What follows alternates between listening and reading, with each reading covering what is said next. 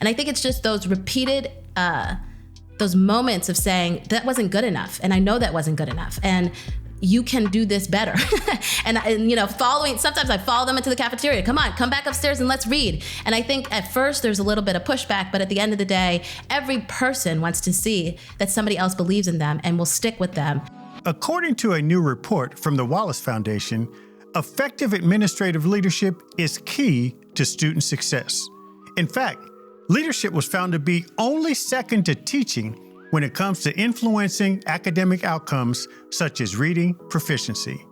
What can schools do to enhance the professional development of their principals and administrators? And what effect can strong leadership have on student achievement and positive reading results? This is what I want to know. And today I'm joined by Erica Beal to find out.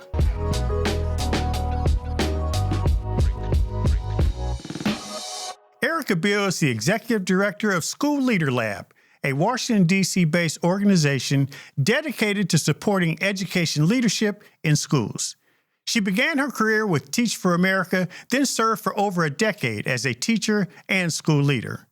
Erica believes that great schools start with exceptional leaders and has dedicated her career to improving educational outcomes for all students.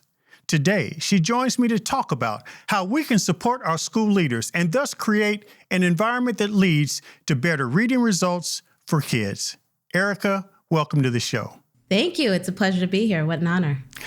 So, Erica, I always ask people about, sort of the genesis, the beginning, how you came to be involved in education. But also know you came from a family that valued education. Yeah. That's the start of my answer. So I come from two parents who, I'm really grateful, gave me the opportunity to have a really great education, grew up in private schools and really valued education. But with that, when I was in kindergarten, I actually had a lot of trouble learning how to read. According to my father. I probably didn't, but by his standards, I had a hard time learning how to read. And I have an older brother, and he, reading from the time he's 3, 4, just really picked everything up really easily, whereas I took a little longer. So my dad and my parents were really, really concerned about whether or not I was going to be able to read, and got me tutors and had multiple meetings with the school. And I just remember feeling kind of dumb, actually. Teachers think that kids don't know that they're in the low group. But, when Katie's in that group and Steven's in that group, and you know how Steven reads and you're in Steven's group, you know what's going on. So I just always remember all those supports and interventions and the time I got to learn how to read. And by the time I got to high school, obviously everything had turned around, ended up going to Georgetown University. But if not for all those interventions, who knows, where I would be. So I always wanted to pay it back and make sure that students that didn't have all those opportunities, I made a difference in their lives. Speaking of paying it back, when did you decide that the education world, and particularly teaching, was the way you wanted to pay it back? Yeah. So when I was at Georgetown, there was a program called DC Reads, and we actually had the opportunity to go and tutor at Ballou High School. And I remember seeing posters around the school, actually, for the parents that these Georgetown kids were going to come over and do some tutoring with their students. And actually, we were posited as the solution to some of these students had been left behind. And it was like, oh, well, these Georgetown kids will come in and fill in the gap. And actually, we were the reason that they would be promoted to the next grade level. And I just was like, wow, this system's broken, because I'm 18. And if I'm being presented as some type of solution, I don't know what I'm doing. And then I was tutoring the students, and you had high schoolers who were reading on 3rd grade levels and sounding out words like cat and the. And I just saw just how incredibly disproportionate the education system in America is. And that 2 weeks later, I applied for Teach for America, because I was like, this is incredibly broken. So that was probably the nexus point. When you eventually ended up with Teach for America, talk about that learning journey, because, now you're actualizing your commitment to pay it back, if you will. But I'm sure that there was some reality checks just in learning the whole process of becoming a teacher that's really focused on trying to do good for kids. Yeah, I would say Teach for America certainly humbled me, because I think a lot of kids, when they join Teach for America, they think, oh, I'm the solution. We came from these everybody's just waiting for Erica to come along and fix this whole problem. Like, if not for me, this whole thing wouldn't be a challenge. So I thought I was going to go in, do my 2 years, fix education, fix the problem. And that is just so far from the truth. And I really had to realize that there's so many hardworking people who had been working on this challenge for much longer than my 22-year-old self had been. So definitely learning from so many people in the schools and so many educators sitting in the back of their classrooms, just taking a real ego check for sure. Now, eventually you ended up at working with the KIPP schools in Southeast Washington, D.C., and I know the neighborhood well. I represented that area off of Benning Road. And there were different types of challenges. And for many of the kids who ended up at KIPP, particularly early on, there were some low expectations. Talk about that transition. And in particular, I really want to hear you talk about how you decided it was important to really focus on reading as a way to bring kids around. Because for many kids in that community and similar communities, when they don't get the right start, it's kind of hard to catch up. To the earlier point of when you're in your bubble, you don't know what else is going on. In my classroom, I deeply believed in my kids. There was no question about whether or not my kids were going to read. So actually, when I started at KIPP, I was in a 4th grade classroom. And we had a young man come. He was in the 1st grade reading on a 4th grade reading on a 1st grade reading level. And, in schools, a lot of times there's a real emphasis on the almost there kids and the kids who are already on grade level. So that, it's a lot of pushing the kids who are already on track to passing the state exam, but the kids who are really far behind, and this didn't really happen at KIPP, but you kind of get the sense that they're never going to read. So just leave it alone. But I never believed in that in my classroom. So this student was held to the highest of expectations, and by the end of the grade year, he was reading on grade level. But that's not the same case in everybody's classroom. And I think that that's really what I focus on at School Leader Lab, is making sure that everybody has the highest expectations for students, because they will reach the bar. But I think in American education, Black educators, white educators, many different educators have a hard time demanding the best of students. It's interesting. I've been listening to the podcast Sold a Story, all about the exposure of, Lucy Calkins and the science of reading. And I agree, for my own son, we're doing phonics, so we're not doing look at the picture and take a guess, which is honestly what I was taught to do in some of my classrooms in early Lucy Calkins and reading and writing workshop. But I did teach those students. Every classroom that I had, we used reading and writing workshop, Lucy Calkins. And my students grew, like I said, 2-3 year grade levels. And I think that the fundamental difference is not the technique, not the curriculum. We often overly rely, if I just buy this curriculum, then it'll fix it. No. The teachers have to just fundamentally believe that Black kids can. And I can't overemphasize how rare that is. I go in a lot of schools and I see a lot of just worksheets and not living into the genius of the kids. And I think that that's the fundamental factor in making sure the kids achieve. I hope you're enjoying this episode of What I Want to Know, one of the most downloaded K-12 education podcasts in the country. Make sure you don't miss any of these important topics. Subscribe to the show on Apple Podcasts, Spotify, or your favorite podcast or social media platform. And leave a rating and review so we can bring you more of the topics you want to hear about. Now back to the conversation. They come to you in your classroom, you believe in them, but what do you do to convey to them that you believe in them that provides that trigger? So when I was struggling in kindergarten to learn how to read, my parents' solution was just like lock me in the house and just tutor me.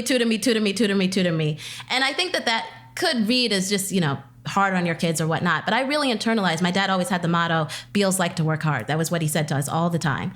And I internalized that belief and that working with you, not just saying I believe in you, but doing it repeatedly is what I did in my classroom. So for instance, my kids at the end of the year, sometimes if they didn't do well on an exit ticket, for instance, that's the assessment you take at the end of the lesson, they would self-select to stay inside from going outside for the first 15 minutes to try and practice it again. And I think it's just those repeated, those moments of saying that wasn't good enough. And I know that wasn't good enough. And you can do this better. and, sometimes I follow them into the cafeteria. Come on, come back upstairs and let's read. And I think at first there's a little bit of pushback, but at the end of the day, every person wants to see that somebody else believes in them and will stick with them and whatever it takes. And so when I taught 7th graders, again, some of those kids, some of my students were 2-3 grade levels behind, and just that persistent, we would unlock things because they're just waiting to see that somebody cares.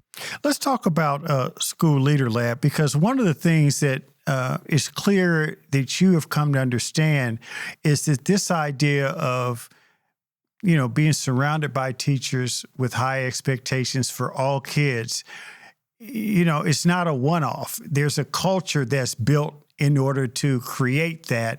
And you're a big believer in the fact that leadership matters. So talk about School Leader Lab and how it all relates to what we've been talking about.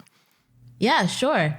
So a highly effective principal who's in the 75th percentile of, leadership in terms of how he's performing has 3 months more achievement on a student than an ineffective principal. Meaning, if I am a student at Mr. Williams' school and he's a highly effective principal, I am learning 3 to 4 months more in that one school year than if I were at an ineffective principal school. Wow. And why, and so when people talk about student achievement, they often talk about teachers, which is right. And studies from the Wallace Foundation show that highly effective principals can have just as much of an impact as a highly effective teacher. And it's tenfold, right? Because if they're having that impact, they're having that impact on a whole school system. So we really have to pay attention to how principals are hiring teachers, how they're retaining teachers. When we talk about teacher turnover, behind pay, the second biggest reason that teachers leave is disagreeing with their school leadership teams or not feeling inspired by their schools, right? So when we talk about teacher retention, we also have to talk about how are we developing the leaders who are leading them, because people don't leave jobs, they leave people. And the same thing is true in schools. So that's what we do at School Leader Lab. We make sure that we support the leaders. We see that although the turnover rate in DC is such that 3 out of 5 DC schools are led by a brand new principal every year, meaning in 3 out of 5 DC schools, the principal leaves every year. Our people are staying. So 98% of our leaders are staying in their jobs. Higher staff satisfaction. We're seeing them being able to impact their teachers more. So we really focus on the role of the principal and high development so that they can stay and increase their impact. And what do you do when you support principals, particularly with the high turnover rate that you talked about in DC public schools where you work? But what are some of the methods or approaches that you put in place that sustains even a change in leadership? Yeah, for sure. Well, if you'll allow me, I'll tell a quick story. So, yes. When I had a lot of success in the classroom, for sure. And I think that what often happens in schools, especially schools that serve the kids that I love the most in the world, which are the ones furthest from opportunity, often Black and brown. Often high-performing teachers will just be promoted into leadership. Yes. Because, right? So you see that, right? Yes. So I was a 26-year-old school leader. And I remember the lowest point of my time as a school leader, I thought I was doing a great job. I had my PowerPoints, I had my checklist. And I was walking down the hall and an arm just reaches out and pulls me into a classroom. And I walk into the classroom and about 7 to 8 of the staff that I led were sitting there. And it was kind of like in a circular formation. So it was somewhat of an intervention. It was definitely an intervention. And they told me that, they weren't being listened to.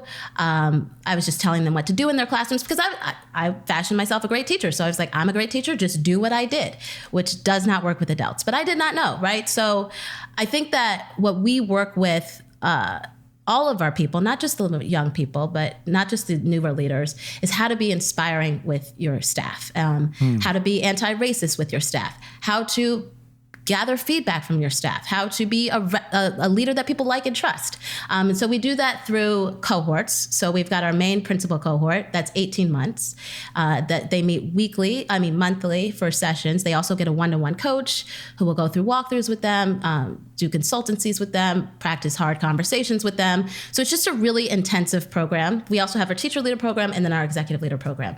But our approach is like really intensive, deep development so that they can show up in their schools in a better way and help people stay and help the students achieve more. What barriers exist? And turnover is one of them.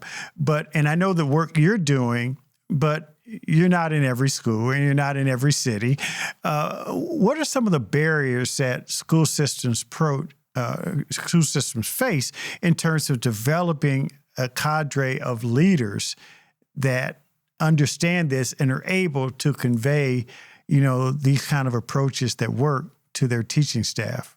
I think one of the barriers is probably mindset. I think that just like in the wider world, there's a lot of emphasis on teacher development.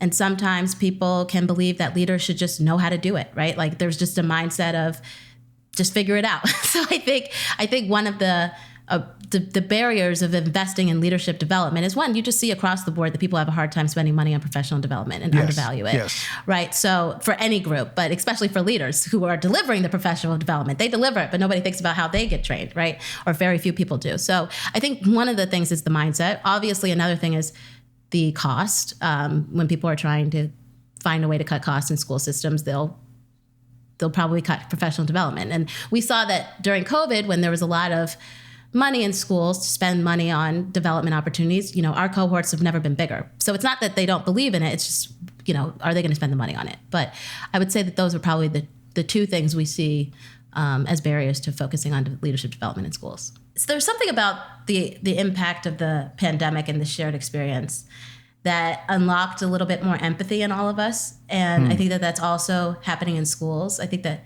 we just all had this experience where we were going something together, and it just created an environment of shared experiences. So I'm seeing more and more in schools, folks being more and more open to listening. And I think that in terms of the professional development and where the learning is going, you got to just listen to your people. I think for far too long in schools, it's been, here's my idea. This is all the money that I'm going to spend on this program, and you all will just get on board and listen to it.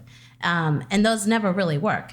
So I think that in terms of where the development is going, it's going to be driven by the teachers. And I hope that this experience of the pandemic and seeing in our own living rooms how hard the teaching profession is has made us more respectful of the staff and willing to hear what they want. But I see in schools the best initiatives are the ones that have really been driven by the folks who are going to enact the initiative. Yeah. And, Erica, that does make sense. One other thing along these lines, there's a lot of discussions we move toward, personalized learning, if you will, and move toward the future where the role of a teacher is morphing into being more of a guide as opposed to a content deliverer. And you've heard this conversation. How does this all fit in? Well, it's interesting. I might have an old school answer with, I think. Now, you're awful young for that, but go ahead. I'm fine with an old school answer. When I was looking for schools for my son and for our kids, I wanted a space. It was fabulous that they had personalized learning environments. It was fabulous that they had, computer classes. It was all fabulous. And it was essential that my kids learn how to read. Right. And so I think that that's kind of what we're seeing right now in the science of reading discussion and the moving past some of these more experimental reading approaches. Our students need, especially Black kids, my kids needed a really rigorous environment that's going to really teach them the fundamentals. Like if they had this great, studying trees for 3 months experience, that's awesome. And how are they reading? What's their math? So I think that as schools have great ideas, and I don't want to sound anti-innovation, but I also think some of the spaces that are always innovating and trying something new are often populated with our most, disenfranchised and vulnerable populations. I went to a private school in New York. If I go back there today, I promise you, Mrs. Stanford is teaching the same thing that she taught 20 years ago. I'm not saying that you don't evolve, but while you evolve, just make sure that you're keeping your focus on rigorous content. Yeah. Erica, I've really enjoyed this conversation. I just have one more question. This is what I really want to know. And it really comes down to what we've just been talking about. What kind of practical advice would you give to both educators and administrators for improving student outcomes, including reading proficiencies? I think the advice that I would give to administrators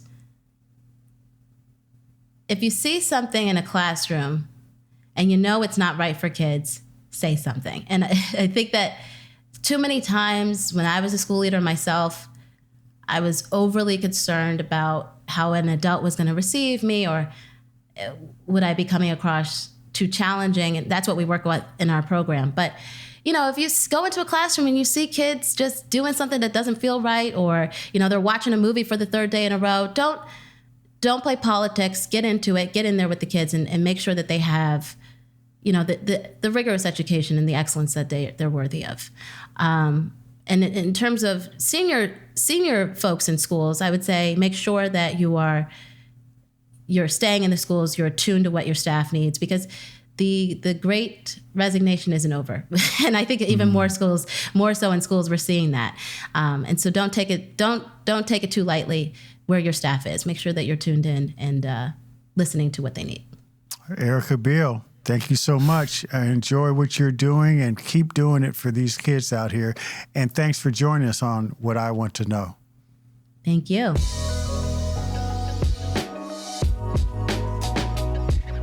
Thanks for listening to What I Want to Know. Be sure to follow and subscribe to the show on Apple Podcasts, Spotify, or your favorite podcast app, so you can explore other episodes and dive into our discussions on the future of education. And write a review of the show.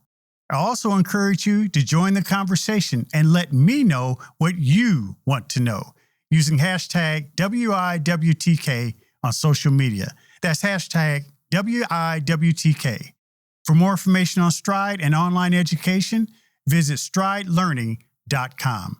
I'm your host, Kevin P. Chavous. Thank you for joining What I Want to Know.